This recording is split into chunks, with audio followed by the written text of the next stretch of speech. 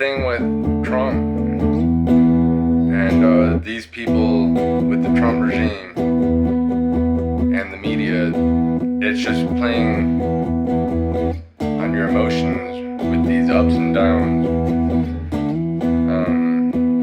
It's just not worth paying attention to unless what you like is news and being mad or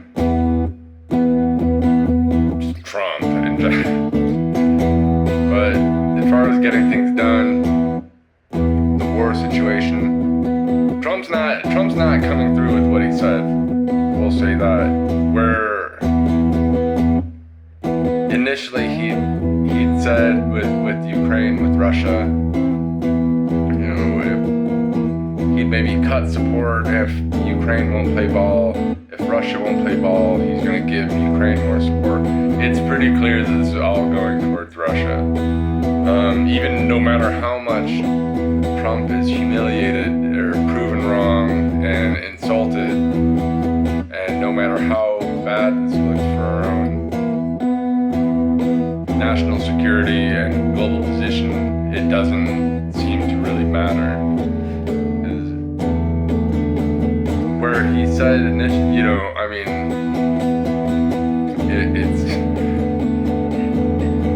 it's lame enough having to go through all the whatever Trump said or whatever, but yeah,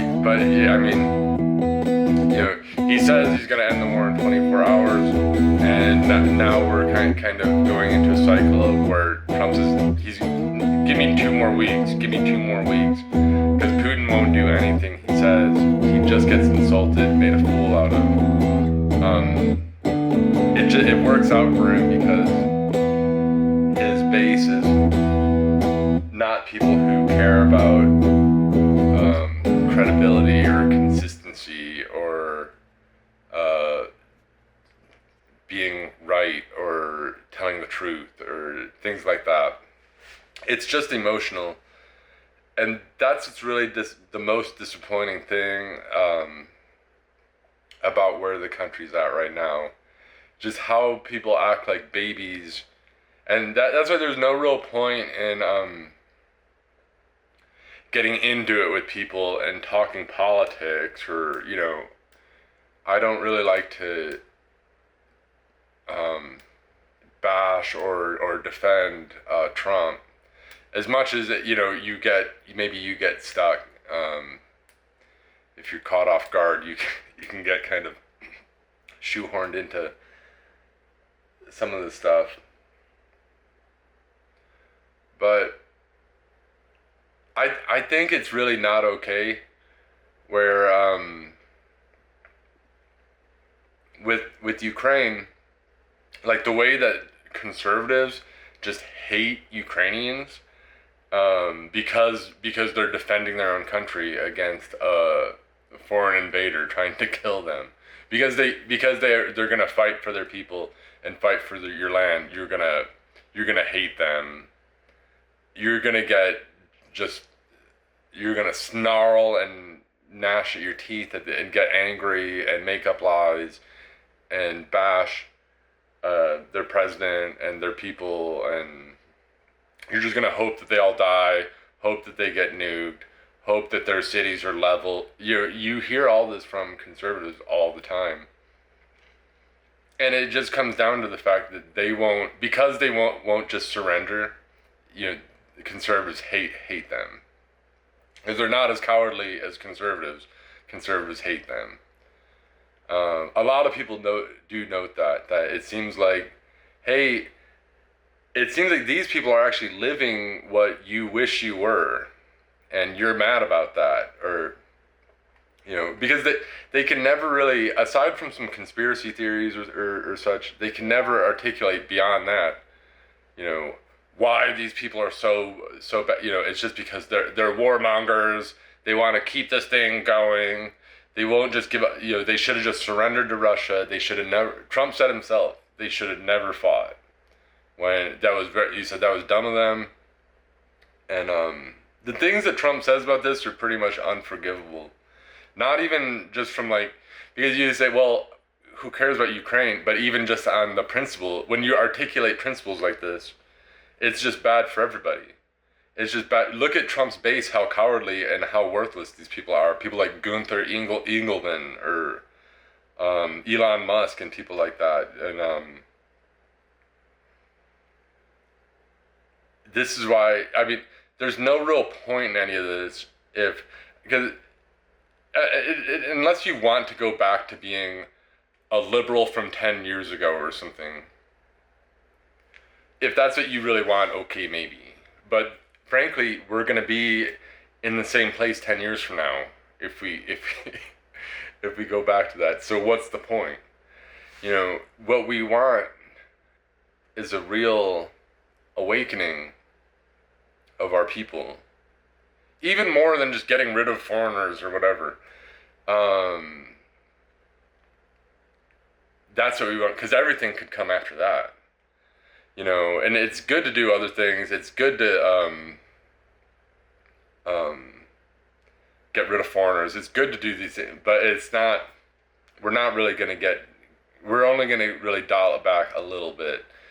Some people want to just go back to listening to Creed, and Creed will be the best band in the world again, and Creed will be the biggest, and we're just gonna go back, and we'll all be listening to Creed and enjoying the Super Bowl and or whatever. Well, I'm not that interested. I remember when Creed was a big band, and it wasn't that great of a thing. It was okay, and the 90s were pretty good. It was a nice time to grow up, but if you really examine it, when you become an adult and you examine it, you find a lot of these problems were already deeply rooted, even in the 90s. And it's not like we need to just go back to that. What we need is a real awakening of our people, of our whole nation, and even beyond. Because we could really reshape the world. You know, that's the sort of thing I think is more interesting, even though it's looking like probably won't happen because people are so, you know, so whatever at this point. But either way, we could still keep our senses about us and keep, you know, make something that is good and not worthless, even if all these masses of people continue to degrade. And I think that's just inescapable when you have things like, you know, when Trump says that it's bad to fight back for your country or this or that, and he says that, you know, to people fighting a war, he says you have no cards, and that's just stuff like that. I know I'm going back a little bit on that, but that's not correct. And if you're any kind of fighting man or warrior or someone, you know, should push back against that. Even if you're just or even just a traditional person, because you traditionally, yeah, if you are the one doing the fighting, you're doing the killing, you're pulling the trigger, you're kicking in the... You have some cards to play. You have some leverage in any situation. The fighting man always will. Trump would try to get rid of that. He's not someone who's interested in that. He's a Vietnam War draft dodger who's just about money, and the people around him are only thinking in terms of money, and really are just as much globalists as anything else. Because if you don't believe in fighting and in things like that, you know, then you just believe in like a global finance trade system. It's the same. Nationalism and nations are carved out by warriors and wars and weapons and fighting and all these things that Trump and his people have zero interest in, because they're just flabby, libtarded, you know, weakling cowards is really what they are. I mean, we have a good chunk of our population that's completely cowardly in mind and in body, just flabby and worthless and weak, and just everything about them is just all messed up. So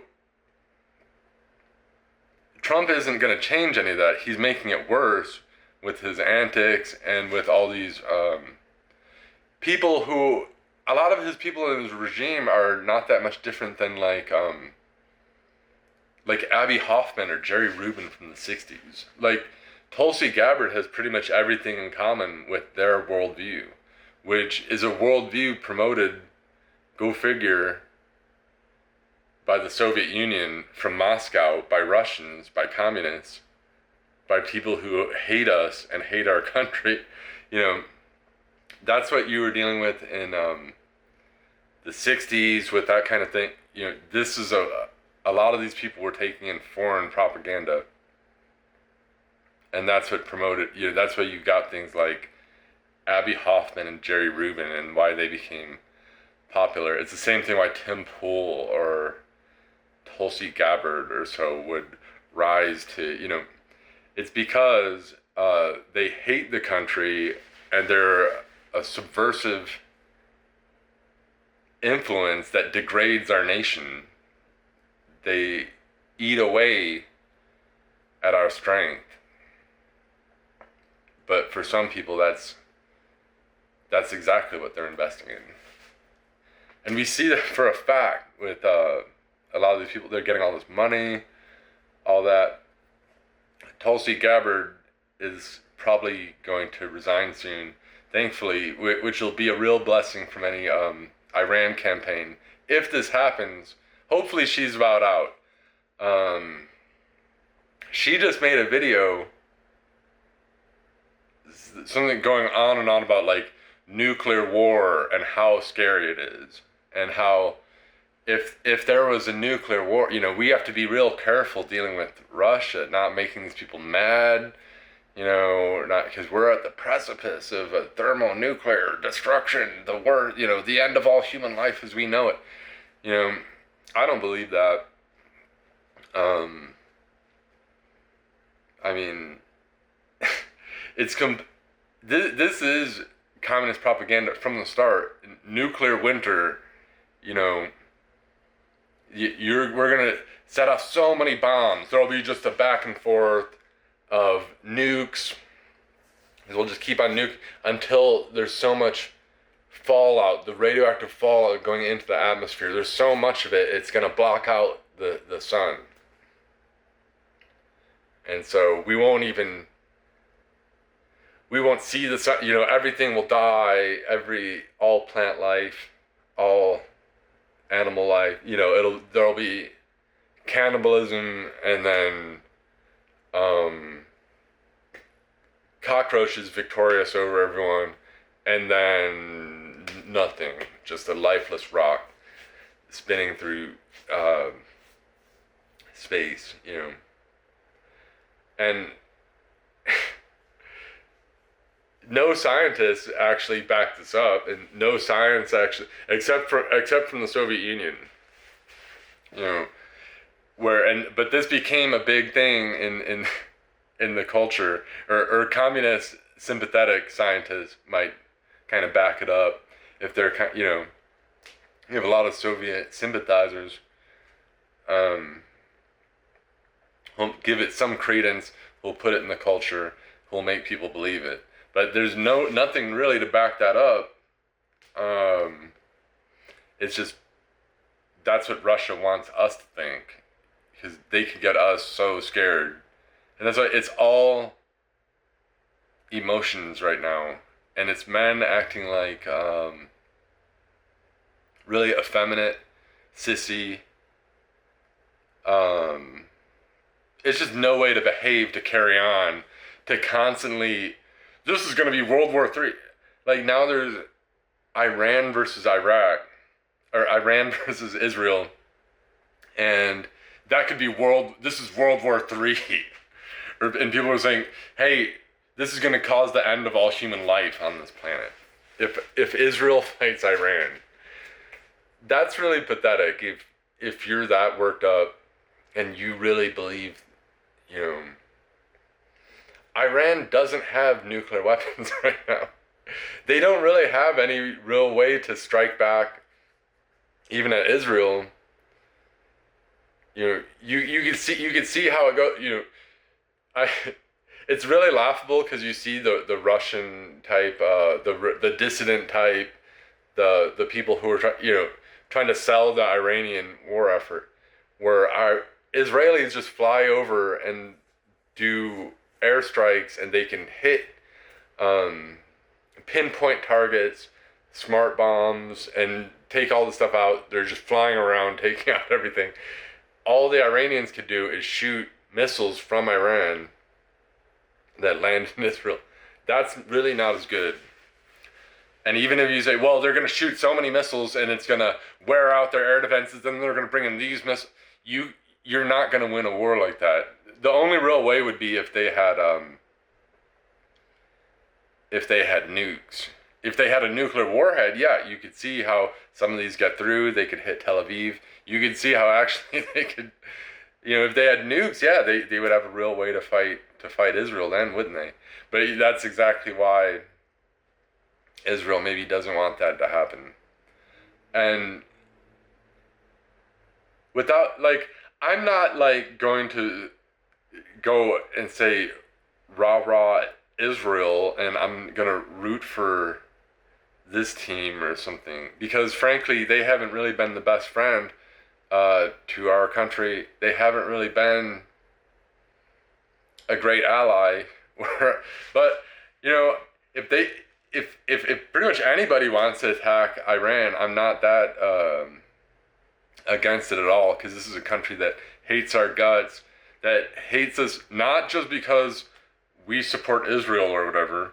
Don't think that, don't get too twisted with that. Oh, they hate us because we support Israel. You're forgetting they've hated us from the inception of their regime because we supported the Shah of Iran. And this is actually a reason why a lot of Muslims do hate, is because we support different leaders in their region that they don't like, not just Israel, but different secular dictators and stuff like that, where they want Islamic caliphate or something, or in the case of the Shia, it's a little bit different. What they have is almost anomalous, because they don't really have a caliphate concept. They don't have the same Sharia basis. They're almost meant to live geared to live as minorities, and they only really don't in Iran. Iran is they've hated us since then. It is because we backed the Shah. They get rid of the Shah. So we've been the most evil since then, because we're the people who they overthrew before. It's not Israel. Isn't really persecuting people close to them. In fact, they do just as much. The Iranians do just as much slaughtering Arab Sunni Muslims. They do probably more than Israel does. Israel could, I don't know. This is their own issue, but Iran is no friend to us. Iran has killed our people. Iran, why should, frankly, I'll say I'm pretty much perfectly fine with Iran being attacked, and they're also party to Russia's war with Ukraine. So there's really, I'm not gonna get emotional about Iran. They're not a friendly country. If they go down, I could actually see this being much different. I could see this being actually something that helps the Middle East out quite a bit. That helps the stability of the Middle East, because this isn't the same. This isn't the same as Iraq. It's not the same makeup. There isn't like a big Sunni Shiite divide right down the the split of it. There isn't. These aren't Arabs.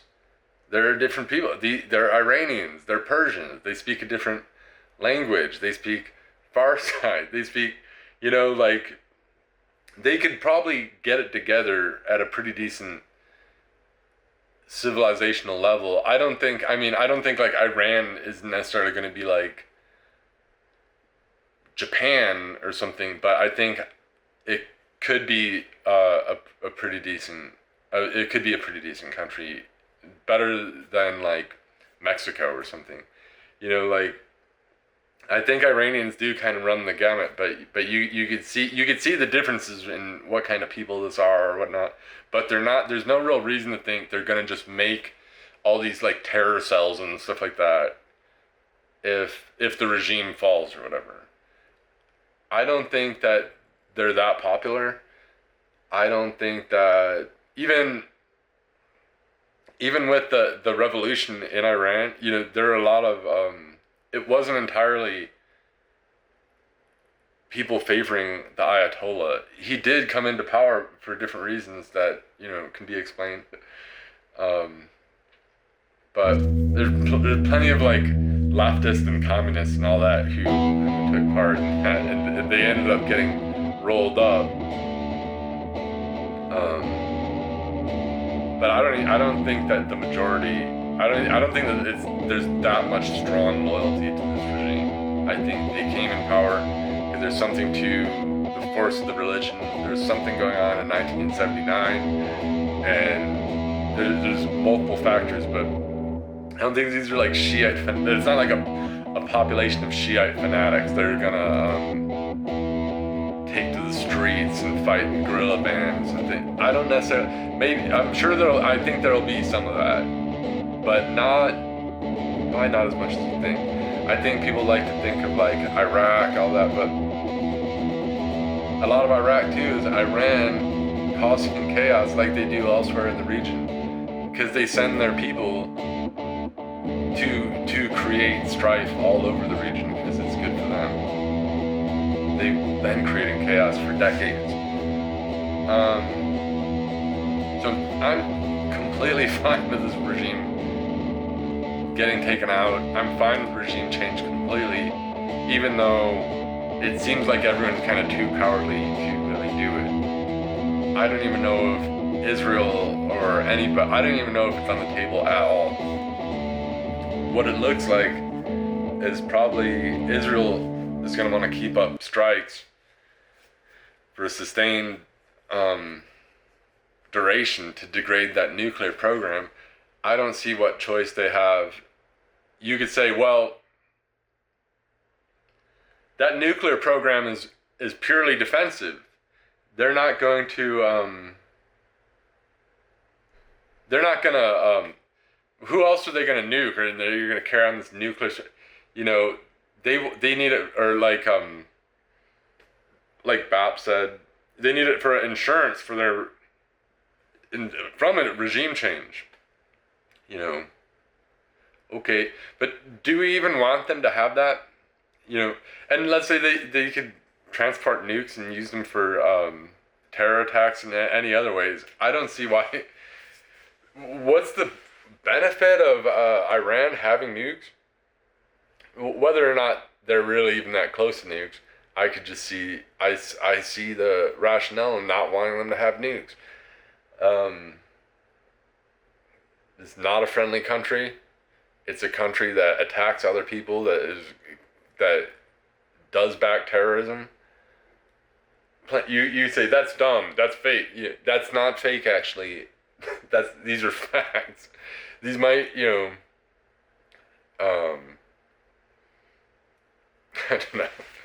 It might fly in the face of libtard rhetoric, where terrorism doesn't exist, and all Islam means peace, and Iran is just a cool hipster regime, or something like that. I actually kind of take this stuff, national security, a little bit serious.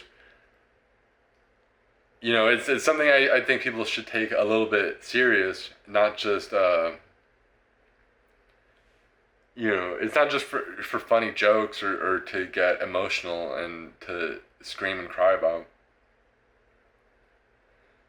But Iran, I mean, if they did have nukes, then you can't. It's true, you can't really stop them from any of the monkey business that they're up to. And if you did want to fight them in the future, you could. It'd be the same thing with Russia, and you see how dumb that is.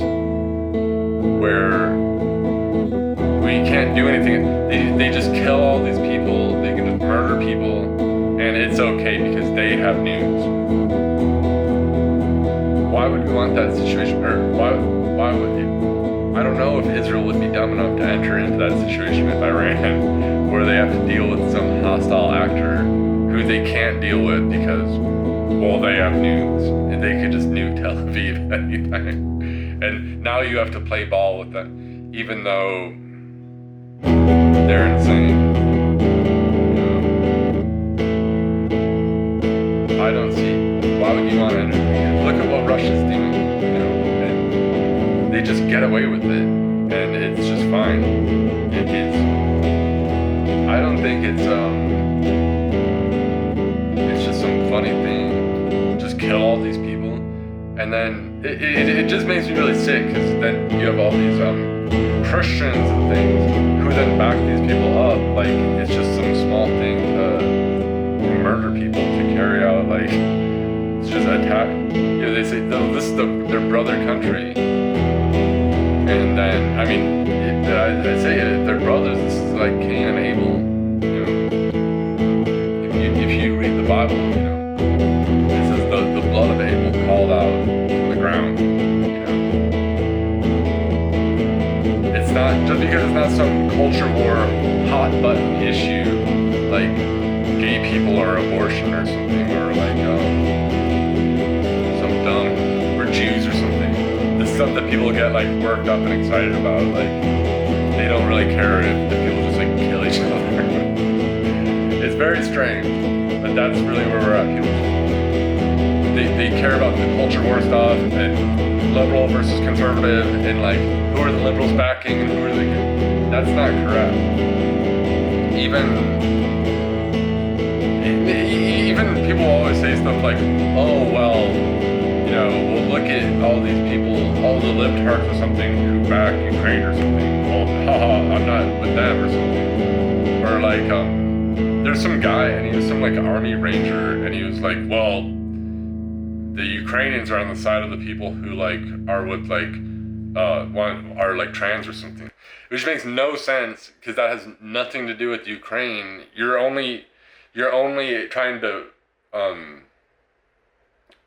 force your own template, your own national template of the battles you've lost onto this other country, because you have that in your country, and then some people who support that in your country are also going to support Ukraine. Well, in a way that you've also just killed your other arguments too, if you're going to attach them to Russia, to an evil country, and say this is the conservative, they just murder people and everything. They just start war of aggression against people to steal their country and to destroy their whole nation just for their own imperial ambition.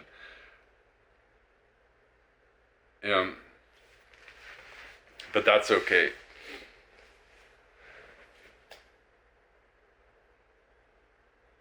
Russia only gets away with it. They couldn't fight conventionally. They're not conventionally doing very well. They can't maneuver. I don't think that they would really hold up very well if it wasn't for nukes. And you'd have just everything that they could do. We're entering into a bad place if all these other people have nukes too. And then what, we're just going to deal with all these crap countries and all their nonsense, and we'll just peaceably sort it out because nobody can invade each other. sometimes, here's the thing. Sometimes people should invade each other. You know, there's a concept of a just war, and traditionally you say if you're being invaded, you fight back. That's a just war. Christians used to believe this. You say well, I'd always hear about this. Well, that's an unrighteous war, but if it was a just war, and people would describe. I'd hear people describe. Well, they'd say, well, if you're being invaded, then that's and people, libertarians and stuff would even, or different Christians. They'd say, well, people who criticize maybe Iraq and things. They'd say this is unrighteous. This is not correct. But a just and righteous war that's the war where if you're invaded, yeah, then you fight back. But then these people throw this right out the window, don't they? They see someone being invaded, they say that's wrong, and they back the invader, and they say, well, the invader isn't gay or something. In fact, he is. But if you get a lot of propaganda, this conservative propaganda. Either way, bring it back to my point. They'll always say, well, all these people there's all these libtards on this Ukrainian side, but that's not really how I approach things, and I don't think it's how you should approach things. Personally, I have a fundamentalist approach to everything. And so I just look at the actual issue, and I have something of a foundation of principles that are that's how I approach these things. It's like a lens I could see for a mixed metaphor. It's like, I could see things through that, and it's gonna make sense. It's not who's on what side. Oh, the people on this side are cringe. Well, that's really dumb. If that's why a lot of these people were liberals 10 years ago, or whatever, and they'll say, "Well, I'm conservative. I'm a liberal from 10 years ago, but I'm like MAGA right winger now or something." Well, that's because these people are always following different crowds. Because if you just care about who's cringe, who's popular, who's whatever, then yeah, you'd find yourself then you'd probably, I'm sure, be pro-gay 10 years ago. You'd be pro-abortion for however many decades, because the other side is cringe, and all these cool people are with this side, and the other side is cringe. Now it's kind of going the other way, and things have switched up in some ways. But for a fact, a lot of these people did back these things years ago, and which is why we lost these culture war battles in this country, even though Ukraine hasn't. And then they're blaming Ukraine. It's like they supported this stuff 10 years ago, and now they don't support it because they changed their mind because it's not cool anymore. And then they're gonna bash Ukraine, who's never supported it, because it makes a lot of zero sense. But it's people with zero principles who aren't gonna look at it. Hey, one guy, it's like a guy murders the other.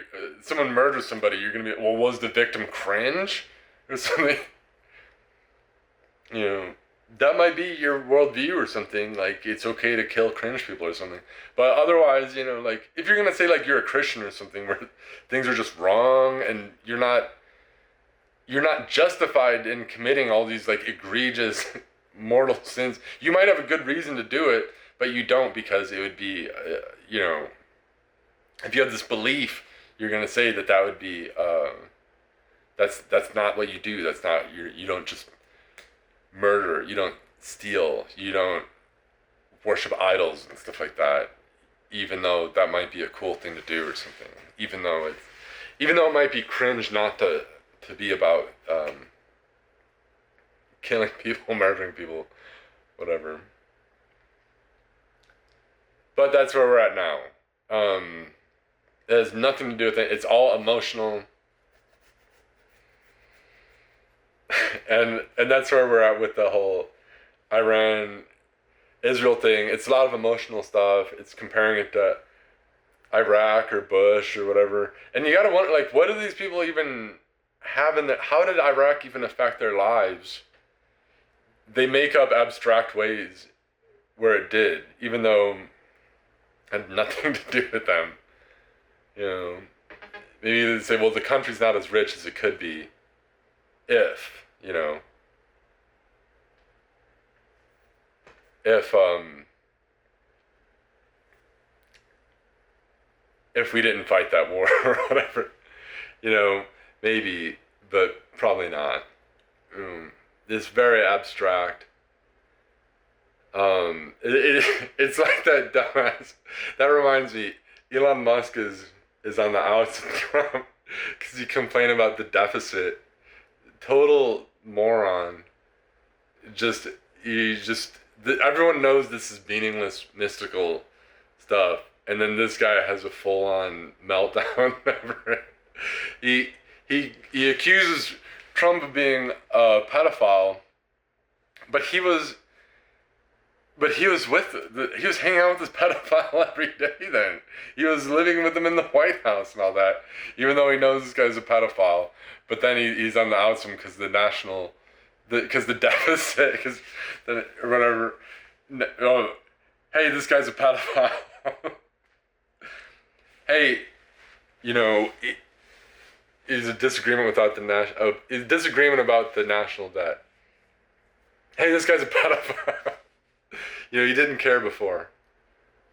And Trump, for his part, says, you know, this guy is whatever, drug addict or whatever. I don't know. But it's bad on Trump for you know, being his judgmental character. For the people he surrounded himself with are real pieces of trash. Elon Musk is probably about the worst person alive. Just in that, this is somebody who's so obsessed with money, and he's a complete fraud, not a genius, but maybe someone really into money, drugs, and attention. So crass his persona. And then really revealing is how he was talking about how suicidal empathy is what's torn down America, and he made this whole thing about it's the suicidal empathy. It's because we have this empathy that's, you know, to our detriment. You know, it's suicide because maybe there's a little bit of truth to that. Here's the thing.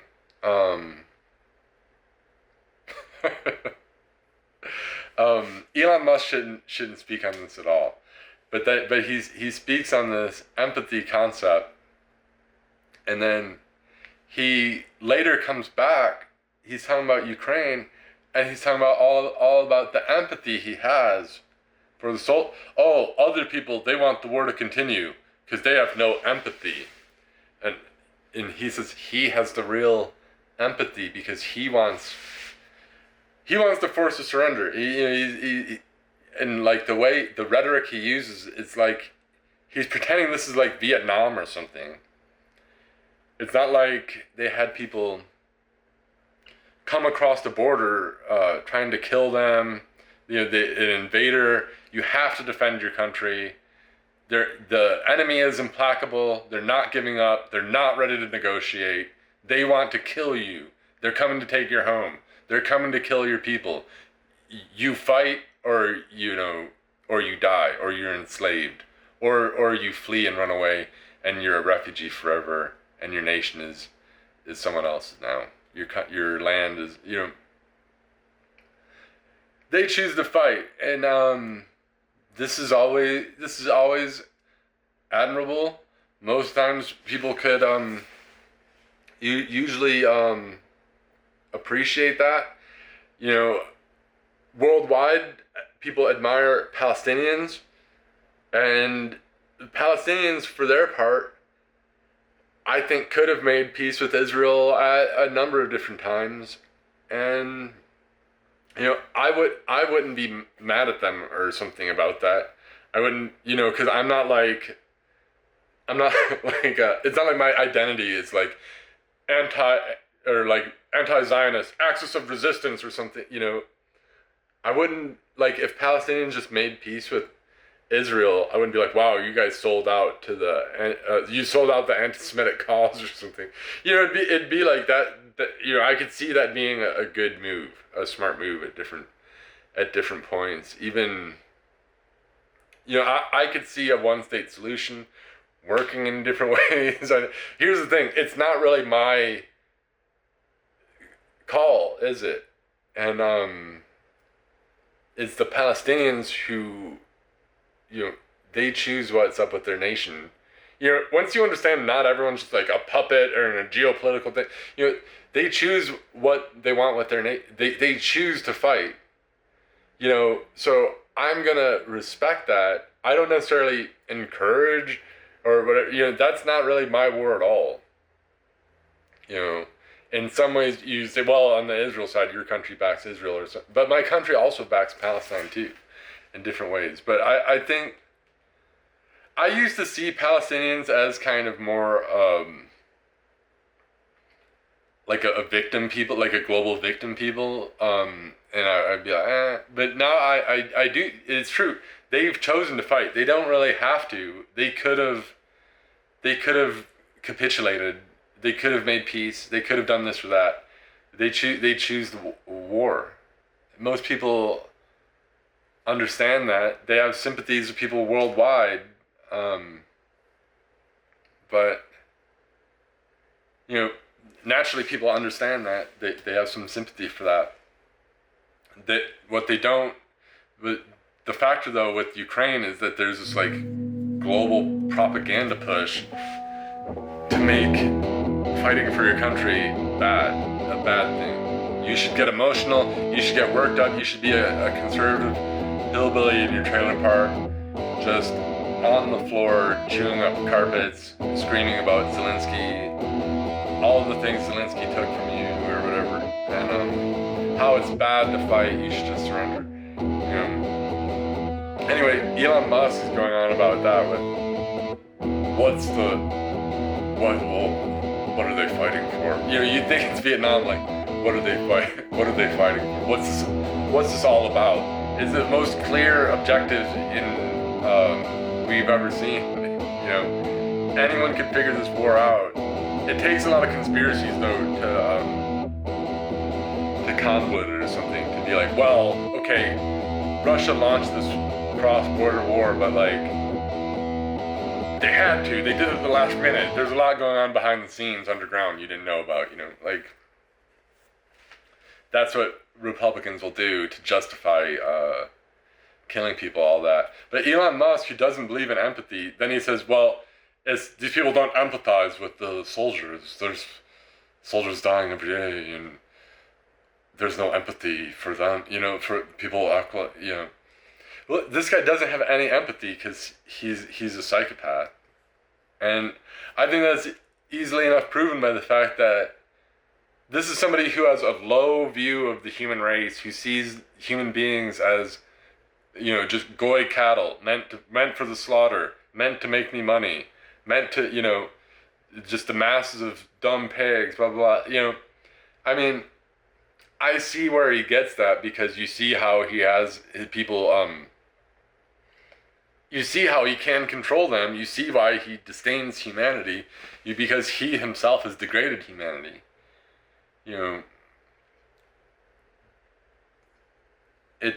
But I mean, the way he goes about it, this is what a psychopath does. He's not trying to elevate people. SpaceX isn't trying to elevate people.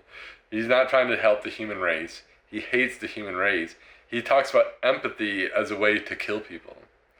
He talks about empathy as a way to help Russia kill people. When he speaks of empathy, and he has no empathy for these people fighting for their land. He's actually weaponizing his lies to kill people, because he has no empathy, but he knows how to trick, and he's that much of a complete psychopath, and he's a real disease on the minds of all the people who come across him, because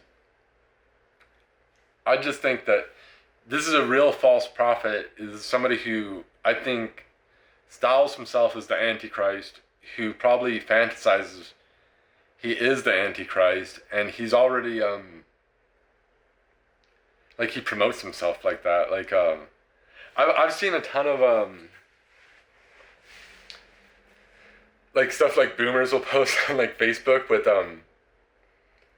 like like like Musk AI, and like it'll be stuff like where he's like helping the poor and stuff. It'll be like, oh, I've been poor for so long until Elon Musk saw me and gave him a chance or something, or like Elon Musk will like and they're all like AI, but it's like he'll like help a bum or something. He'll like help the poor, and then it'll show like Elon Musk with like gadgets and like stuff to like it'll be like this child from like Sri Lanka was like blind forever, and then Elon Musk like gave him like neuro implants and stuff, and like now he can see. Like he's like helping the blind to see.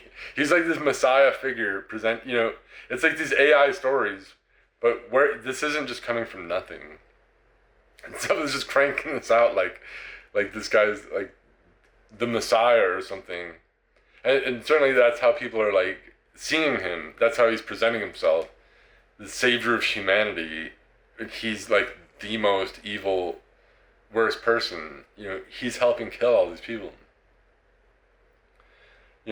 He's not a visionary. He doesn't come up with, he didn't invent electric cars. He didn't come up with the idea of going to Mars. This is like the oldest crap people have been talking about for like forever. He never comes with any new ideas whatsoever.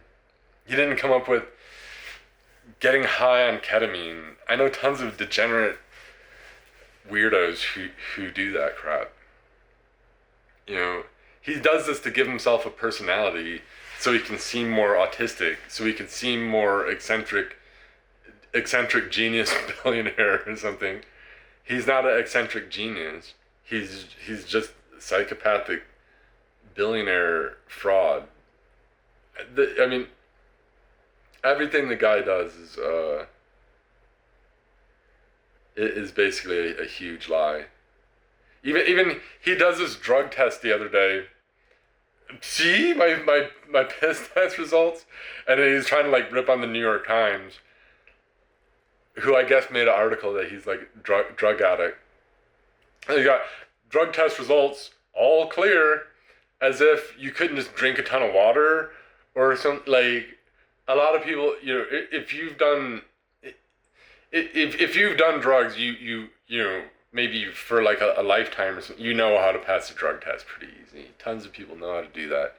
You could drink a ton of water, or go down to the pee shop and get a bottle of fake piss or something, and then pour it, put the little heat thing on there, warm it up, put it in there, and it's gonna.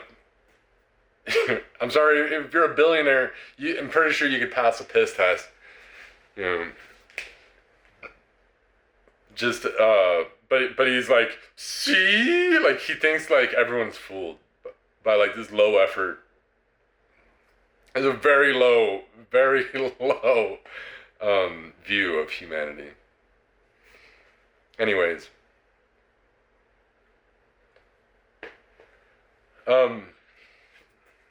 yeah, the Iran thing. Getting off topic. Iran has no way to fight this war.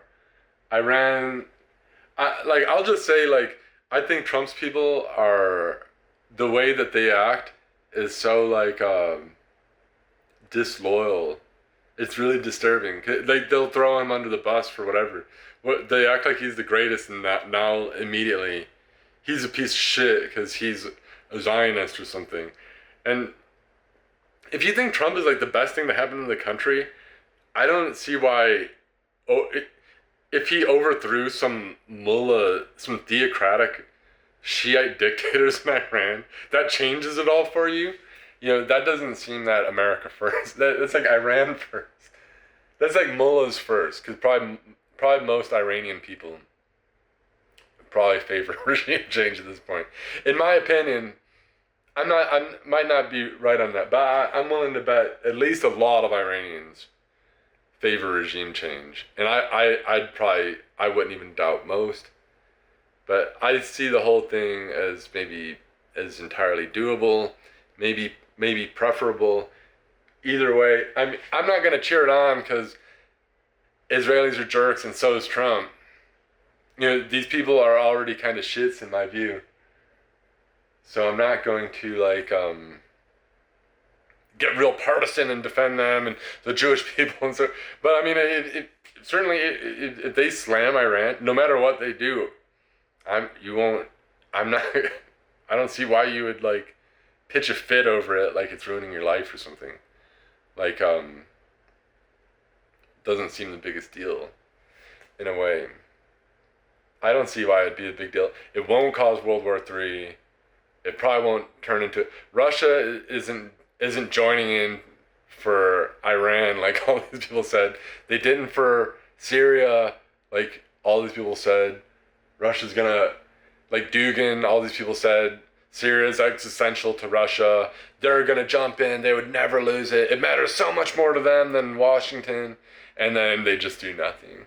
Iran, they're not gonna go down over Iran. Especially Russia's just as tight with Israel. Whoops, you missed that part. But yeah, Israel's tight with Russia, which is one reason why we really shouldn't help Russia. We shouldn't help Israel. We should maybe encourage Israel to fight it out. Hopefully they could just get themselves into whatever. I'm not too thrilled that Israel hasn't. All right, hey. All right, sorry. My SD card ran out. But I'm trying to get the show. I'm kind of reformatting the show, and I didn't really even plan to make this episode. I'm in a new spot. I'm still building this spot out. It's been a lot of work. It's gonna be kind of like a studio. There's gonna be a bookstore here. It's a whole big thing going on.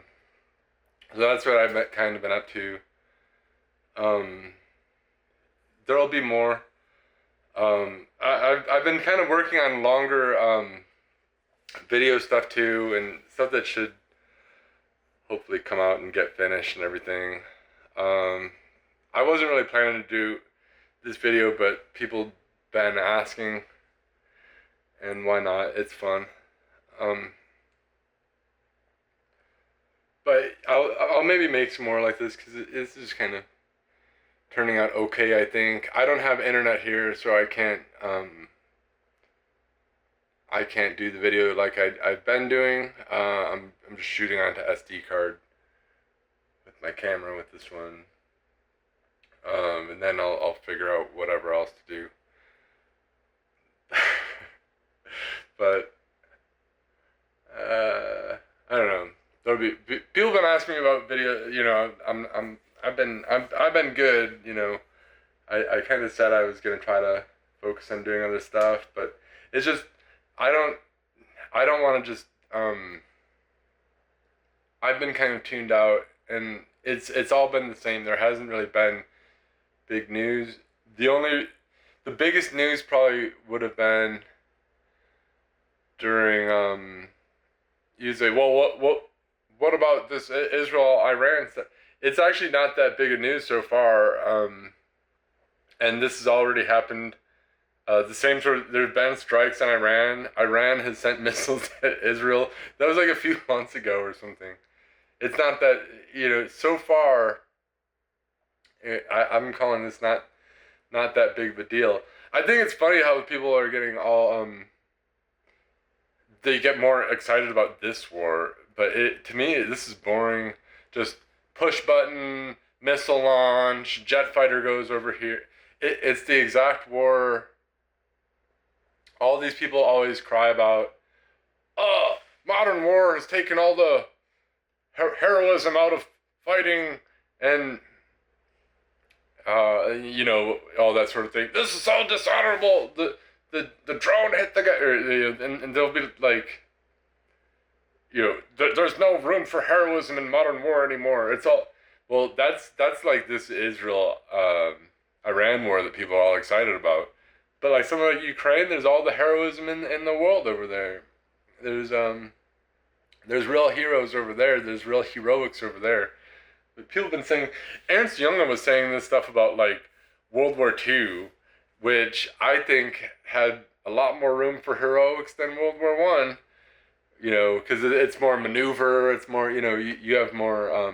One guy has maybe a more powerful armament. You're like running around with all these automatic weapons versus like a trench warfare with bolt action rifle. I don't know, but I'm like, there's plenty of heroes in World War II, and Ukraine, Russia. I mean, that's just a good old that's just like, that reminds me of like the Iliad and stuff like that. This is just like a real war. The war without heroes is Iran, Israel. They have no heroes. They are just, throwing ordnance at each other like monkeys. No, but they it's just not, I don't know, people are real into that. I think it is kind of boring. I know some people, you see all these people on the internet or whatever, like, I was right, or whatever. People have been predicting war with Iran for, since 1979. Since, for at least decades. I remember any big field op when I was in the Marines, any big field op where you're kind of cut off from the world, people would start the rumor mill. Oh, we're going to Iran, guys. Things are heating up. There's a lot of talk. We're going to Iran. People start. And frankly, everyone would always be real excited. Everyone always wanted to invade Iran. I always wanted to invade Iran. When I was in, I mean, that was like, that'd be so cool to invade Iran. Now it's, no, that's a thermonuclear war. Everyone's gonna die or something. I won't get drafted to die for Israel or whatever. Well, you're lame. You're not getting drafted to die for Israel. No one wants you to die for Israel. No one, you can't kill for Israel, so no one's gonna ask you to die. You're unsad. You're not fit for duty. You're a coward anyway. You weren't gonna do it anyway. The military's not even geared up. What are you even talking about? They're just pushing buttons at each other. Where's the draft? These people think there's gonna be like, we need a draft for like to charge Iranian machine gun fortifications or something. Like the dumbest shit ever. But that's like our population now. It's like the most cowardly people. They get into like hysterics and just act like effeminate sissies about. I don't mean to. I know you'd be like, oh, Mr. Tough Guy, wanting us to die for Israel or whatever. No, I don't. I don't really want you. I know you won't, and I don't really. I wouldn't like if I had a choice, I wouldn't like, make sure you do or something.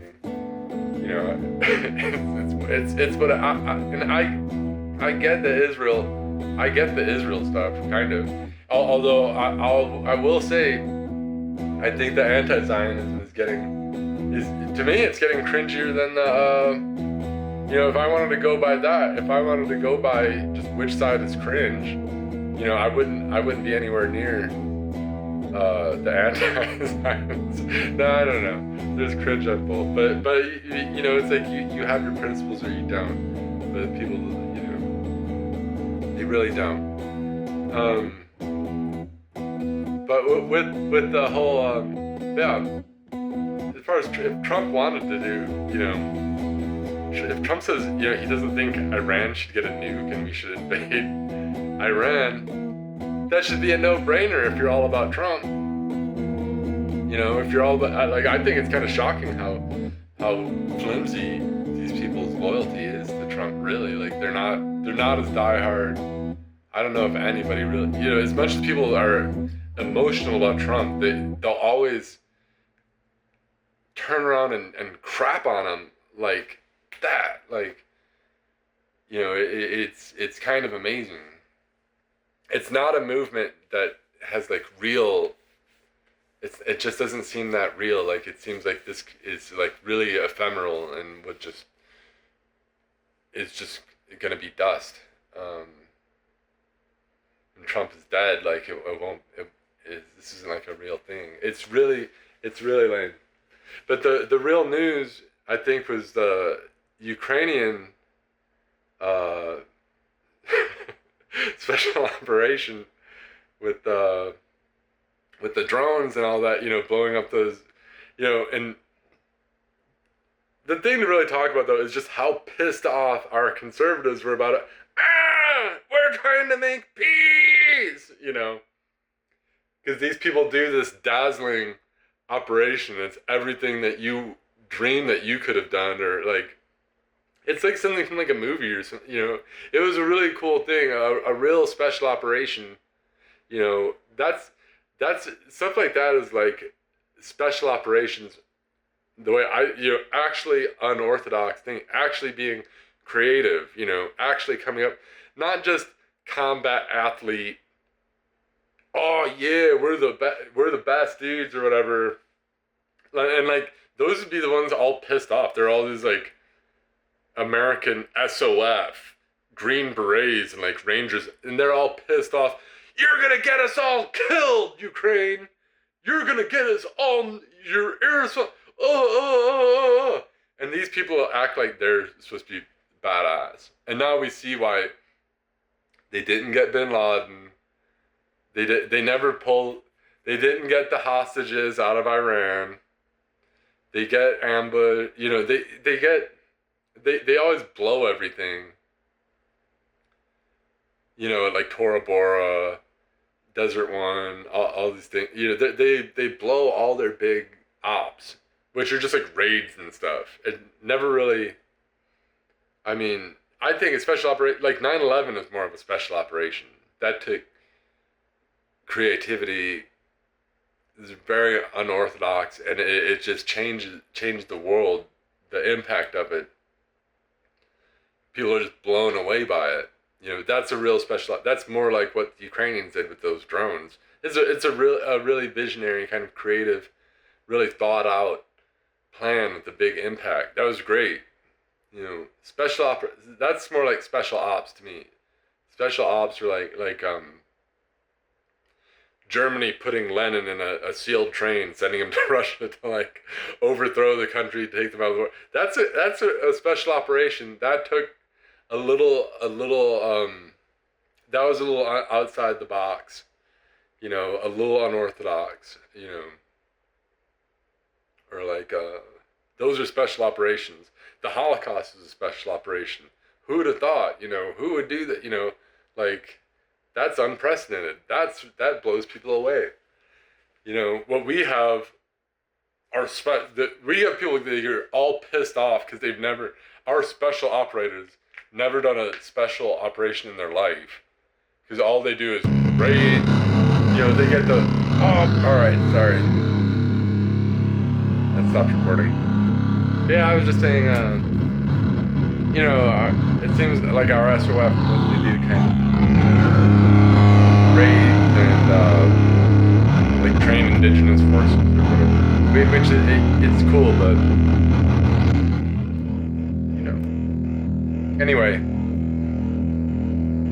Anyway, yeah, I'm having kind of technical difficulties. I gotta get this figured out. I'll get it figured out, but we'll probably call it good there.